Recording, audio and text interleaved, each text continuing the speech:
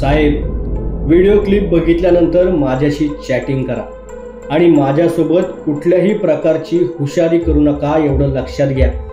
Video clip माझ्याकडे आहे, तुम्ही थोडी फार हुशारी केली तर त्याचे परिणाम आपल्याला भोगावे लागतील। माझ्यासोबत चॅटिंग करा। सध्या 4च टाकलेत। माझ्याकडे पूर्ण 1 वर्षाचे व्हिडिओ आहेत। 3 पेन ड्राईव्ह भरले।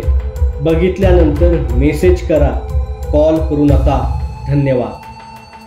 सध्या सोशल मीडियावरती धुमाकूळ घालणारं हे व्हॉट्सअपचं चॅट।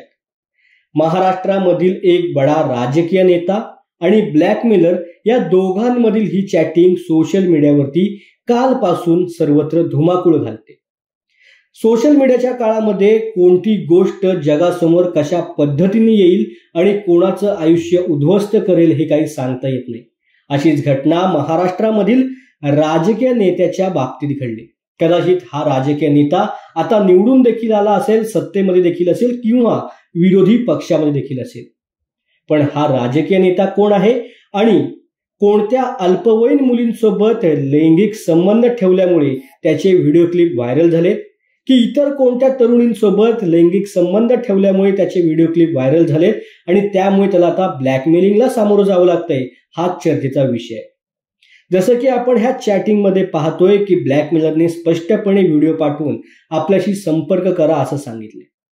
नेत्याने देखील त्याच्याशी संपर्क केला, कॉल करण्याचा प्रयत्न केला, परंतु ब्लॅकमेलरने त्या नेत्याचा कॉल रिसीव्ह केला नाही। त्यानंतर नेत्याने हडबडून जाऊन हात जोडणी केली। ब्लॅकमेलर आपल्याला हवा तसा प्रतिसाद देत नाही, कॉलला उत्तर देत नाही म्हणून पोलिसांची भीती देखील दाखवली, परंतु ब्लॅकमेलरने देखील कोणत्याही भीतीला न जुमानता पोलिसांमध्ये जा असं स्पष्टपणे सांगितलं आणि त्यानंतर मात्र नेत्याच्या तोंडचं पाणी पाळलं आणि पुन्हा एकदा सुरू झाला सेटलमेंटचा खेळ। ब्लॅकमेलरने स्पष्टपणे 2 कोटी रुपयांची मागणी केली आणि ही डील 20 लाखापासून नेत्याने सुरू केली। 2 कोटी कुठे आणि 20 लाख कुठे? 20 लाख, 25 लाख, 50 लाख, 1 कोटी आणि त्याच्यानंतर ब्लॅकमेलरने 1,70 लाखावरती ही डील आणली आणि 1,70 लाख रुपये द्या आणि तुमचे पेन ड्राईव्ह घेऊन जा असं स्पष्टपणे ब्लॅकमेलरने नेत्याला सांगितलं। पण ह्या संपूर्ण चॅटिंग मध्ये एक महत्वाची गोष्ट समोर आली, ती म्हणजे ह्या नेत्याने आपण केलेल्या कृत्याला मान्यता दिली। आपण हे वागलेलो आहोत, ह्या व्हिडिओ क्लिप आपल्याच आहेत हे देखील या नेत्याने मान्य केले आणि त्याने एक गोष्ट देखील मान्य केले की मी माझ्या साहेबांच्या नादाला लागून त्या ठिकाणी गेलो होतो।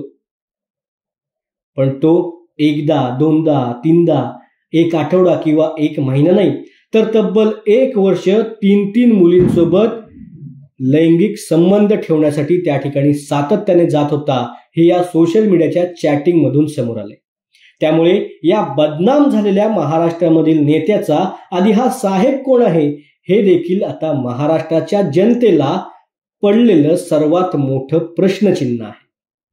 त्यामुळे राज्याच्या सायबर सेलने याची त्वरित नोंद घेऊन यामागील सत्य हे जनतेसमोर आणावं अशीच मागणी सर्व स्तरांमधून केली जाते।